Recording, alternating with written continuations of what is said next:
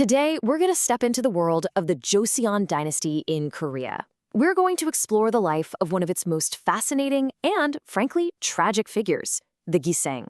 This is a story that takes place inside a beautiful, gilded cage. This sentence right here, it's everything. To really get what it meant to be a Gisaeng, we're not just going to talk about history. We're going to put you right there, in her shoes. Because this story, well, it's now your life. And it all begins with a sale. A single transaction that will define everything that comes after. So the first chapter of your life isn't about learning to play games or going to school. No, it's the chapter where you're sold. And it happens fast, quietly, and there's no going back. Just try to picture it. You're 12. You're in your village, the only home you've ever known. And this fancy carriage pulls up, a woman gets out, and her clothes are probably worth more than your family's entire house. And she inspects you. But it's not a kind look.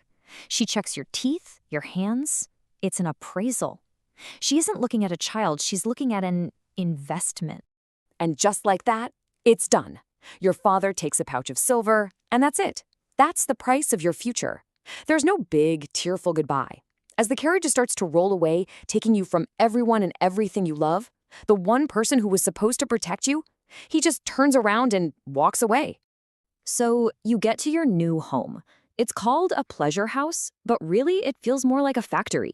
And you realize very quickly that you are the product being made. Not the you that was born, but a totally new you. An instrument, really, designed for one thing, the pleasure of others. Your old self, it's taken apart, piece by piece. They train your hands to play instruments until they bleed, heal, and then bleed all over again.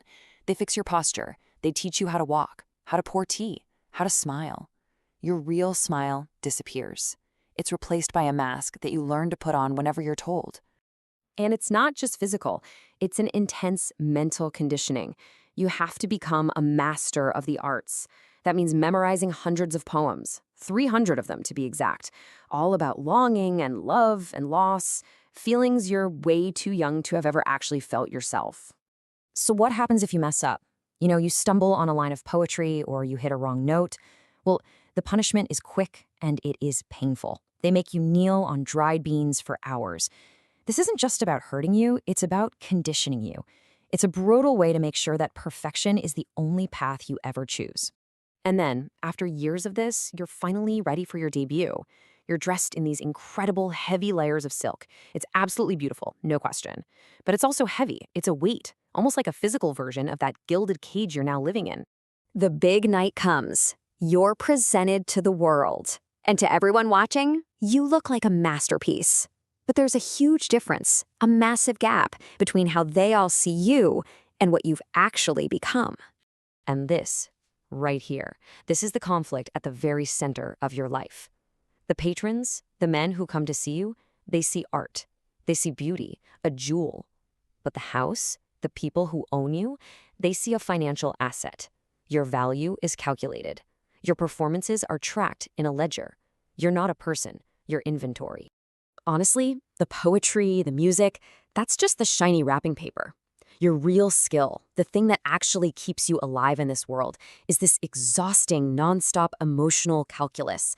You learn to read the tiniest signals, the way a man holds his cup, a sudden silence, and you completely reshape your personality to match his mood before he even realizes he's getting bored. So years go by like this, inside the cage. But then something different happens. A flicker of hope. It comes in the form of a wealthy patron who seems to actually care about you. And you start to wonder, could there be a way out? But you're about to get a very hard lesson in math. He gives you incredible gifts, jade hairpins, fine silks, gold, and for the very first time, you let yourself dream. You start doing the math in your head. Could you ever save up enough to buy back the life that was sold all those years ago? You actually start to believe there could be an after, a future where you belong to yourself. But here's the trop. The entire system is rigged against you. See, every expensive gift that merchant gives you, it only makes you more valuable in the eyes of the house, which means the debt you owe them for your training and upkeep just goes up. Add in the cost of living, the bribes you have to pay, and the math becomes pretty clear. The final balance is always impossible. Freedom was never really on the table.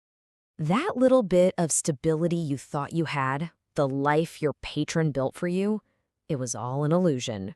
And it's about to come crashing down. Fast. It's that simple. One devastating fact.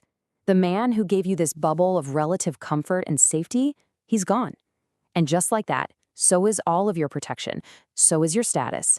The very next day, his family shows up. And they don't see the gifts he gave you. They see assets that belong to his estate. They take everything.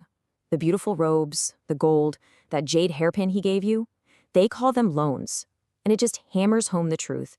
You never, ever owned any of it.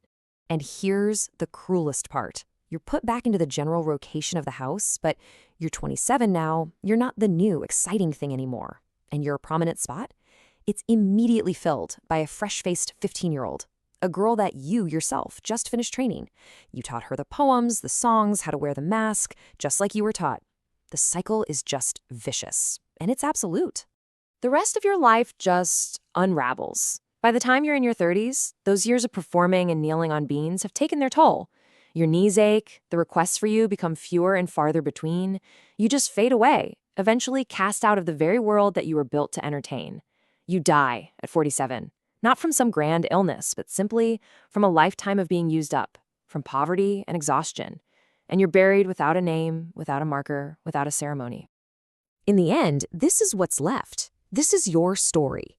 After a life spent as a master of art, a symbol of culture, a supposed jewel, you leave this world with absolutely nothing to your name. Your beauty was borrowed, your talents were owned by someone else, and your whole life was basically a loan that you could never repay. It really makes you think, right? When art is made by a person who is treated like property, who really owns it?